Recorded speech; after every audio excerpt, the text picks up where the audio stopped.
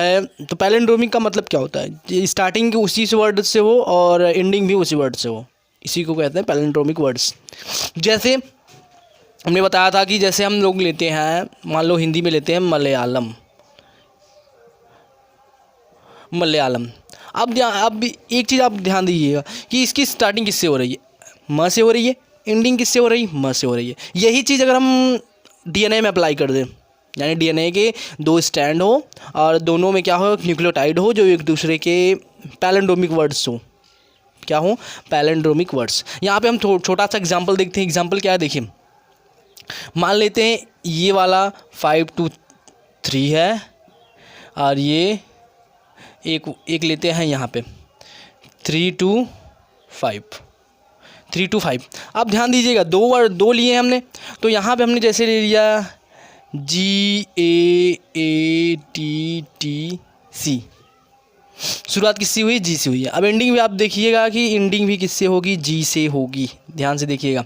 तो हम यहाँ से CT फिर T फिर A फिर जी, आप देख सकते हो कि शुरुआत भी इसकी किससे हुई है, जी से हुई है, एंडिंग किससे हुई है, जी से हुई है। इसी को हम कहते हैं पैलिंड्रोमिक वर्ड्स।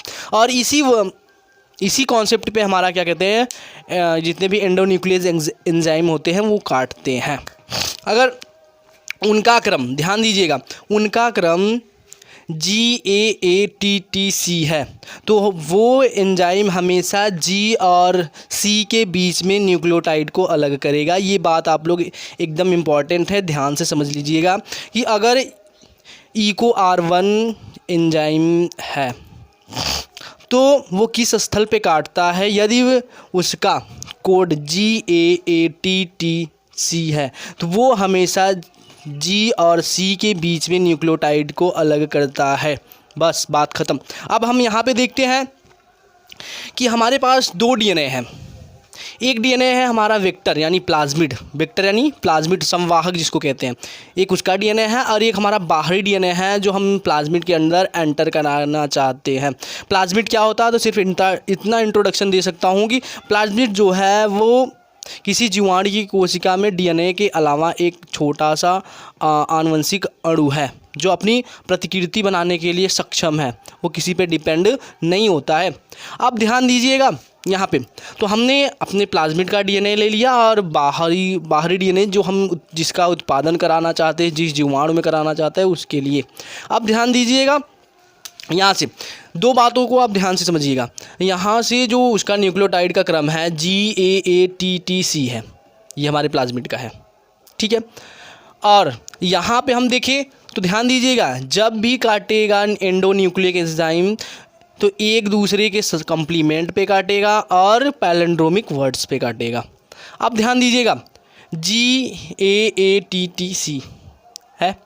अब जैसे आपको बताया गया है कि वो हमेशा किसके बीच में, G और C के बीच में जितने न्यूक्लियोटाइड है सबको काट देगा। अब ध्यान दीजिएगा, अब हम इस पर क्या करते हैं, EcoR1 को अप्लाई करते हैं। क्या करते हैं, EcoR1 को अप्लाई करते हैं। यहाँ से EcoR1 ये हमारे रिस्ट्रिक्शन एंजाइम है, इसको हम अप्लाई करते हैं। अप्लाई करने के बाद वो हमेशा G और C, देखिए यहाँ पे ध्यान से देखिए, G और C से यहाँ से काटेगा और G और C के यहाँ से काटेगा, इन दोनों को काट देगा, इन दोनों के छोर को काटेगा। एक इस छोर को हम कहते हैं स्टिकी कॉर्नर यानी चिपचिपा सिरा कहते हैं। क्या कहते हैं, चिपचिपा सिरा। आप देखिए कि इसका ऊपर वाला सिरा कटा, मतलब इसका नीचे वाला सिरा कटा है, इसका ऊपर वाला सिरा कटा है। अब दोनों एक दूसरे में मर्ज होंगे। कैसे मर्ज होंगे, ध्यान से देखिएगा। तो यहाँ पे हमने देखा कि G को छोड़कर, ध्यान दीजिएगा कि G को छोड़कर ना तो इसके आगे A है, ना तो TT है, ना तो CC है, यानी एक यहाँ से कट गया, ऐसे एक यहाँ से कट गया, ठीक है।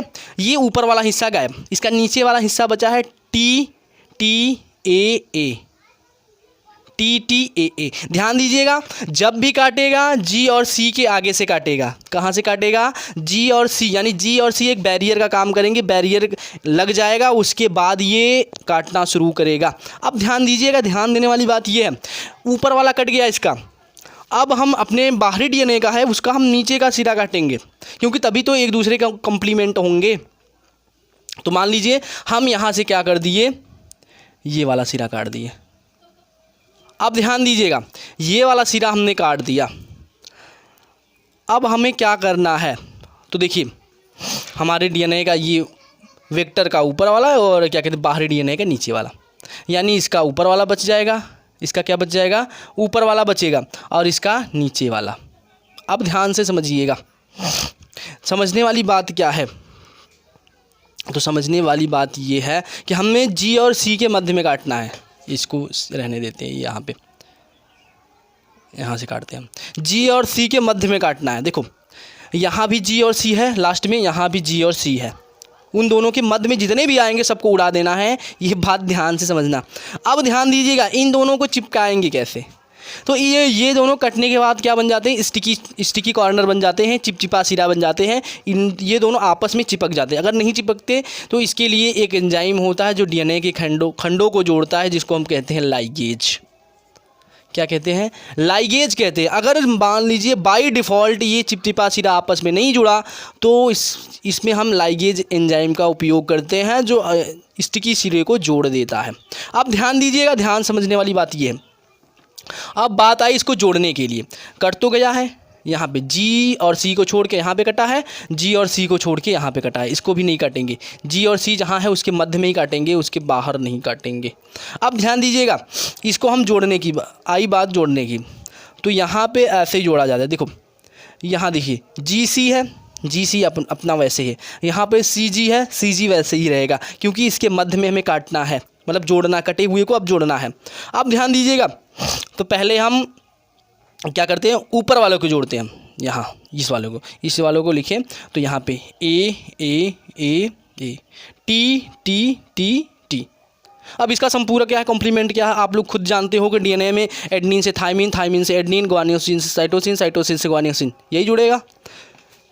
तो एडनिन से थाइमिन, एडनिन से थाइमिन, थाइमिन से एडनिन, थाइमिन से एडनिन और साइटोसिन से ग्वानोसिन। अब ध्यान दीजिएगा, इसका पैलेंड्रोमिक वर्ड क्या है, दोनों समान है। तो ध्यान दीजिएगा, ये हमारा तैयार हो गया है रिकॉम्बिनेंट डीएनए।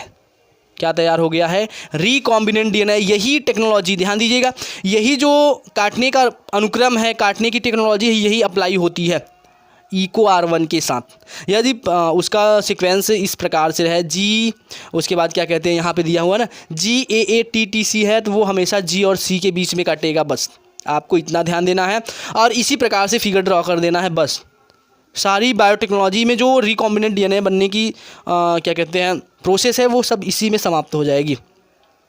ये हमारा क्या हो गया, रिकॉम्बिनेंट डीएनए बन के तैयार हो गया। अब इस रिकॉम्बिनेंट डीएनए बन को हम क्या करेंगे, एक